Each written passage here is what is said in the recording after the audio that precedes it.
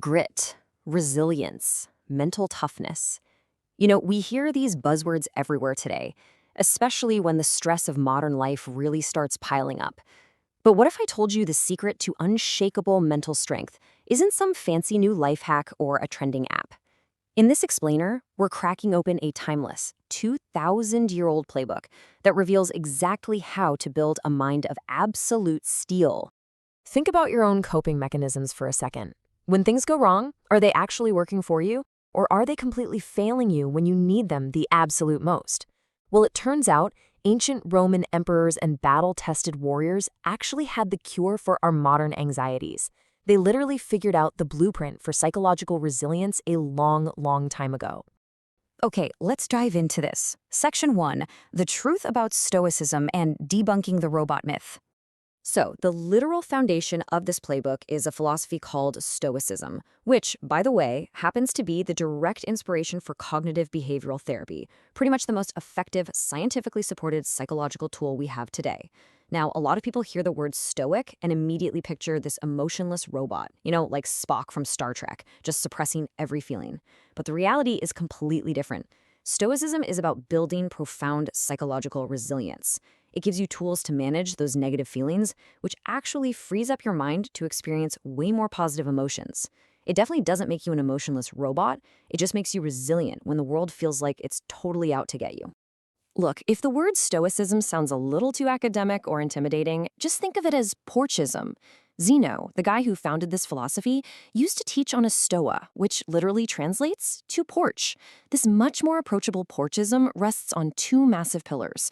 First, events don't disturb us. Our judgments about those events do. For example, getting fired sounds awful, right? But if it forces you to find a much better, higher-paying job, then getting fired was actually a great thing. The event itself is neutral. Your interpretation is the whole shebang. Second, we only truly control our own deliberate thoughts. Not the weather, not other people, just our own minds. Moving on to Ritual 1, Expect the Worst, the art of decatastrophizing. Now, what's really interesting about this slide is how it totally challenges that unrealistic optimism we all carry around, the kind that secretly sets us up for a massive meltdown when things inevitably go wrong.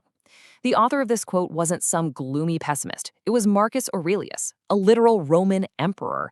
He deliberately visualized encountering difficult, frustrating people every single morning. Why on earth would he do that?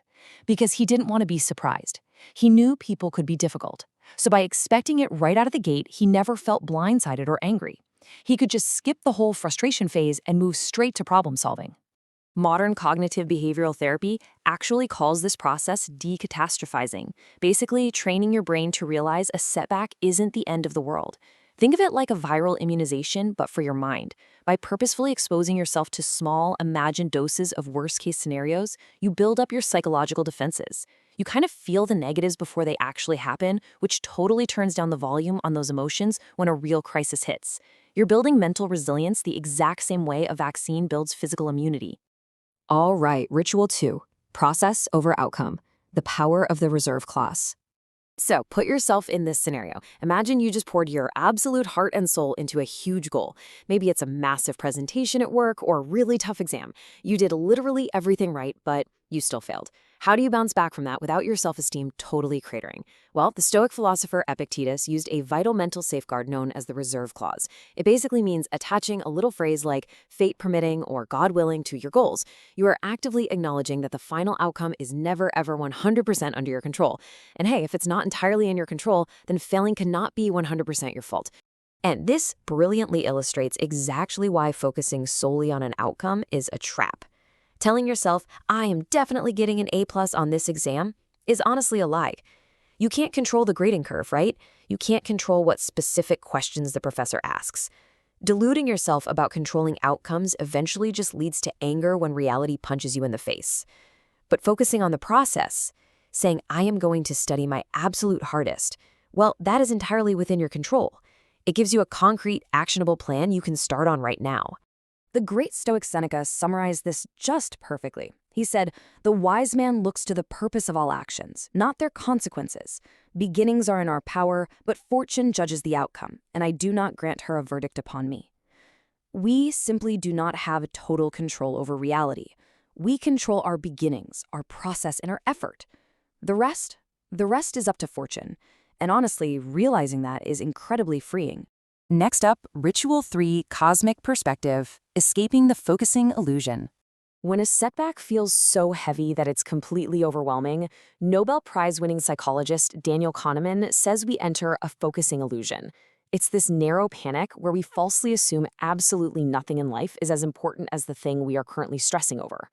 The Stoics escaped this by taking the view from above. Let's move to and see how this builds. When you're trapped in a failure, mentally zoom out. Look at yourself from the sky. Shrink yourself against your city, then your country, then the whole world. And finally, see the world as just a tiny blue dot in this staggeringly vast galaxy. Your life is long and the universe is massive. This doesn't mean you're insignificant, not at all. It just means your current problem is absolutely minuscule in the grand scheme of things. To really ground this abstract cosmic perspective into modern reality, consider this story from the source material. A guy named Joe, an Army Ranger and an Iraq War veteran, took this brutal, famously abusive job working in a Hollywood agency mailroom.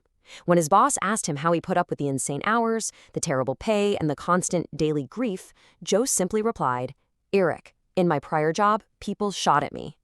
That right there is the view from above in action. Perspective changes absolutely everything. Which brings us to Ritual 4, Choose Your Sage. Contemplation of the role model. So, what do you do when you are just utterly lacking in strength?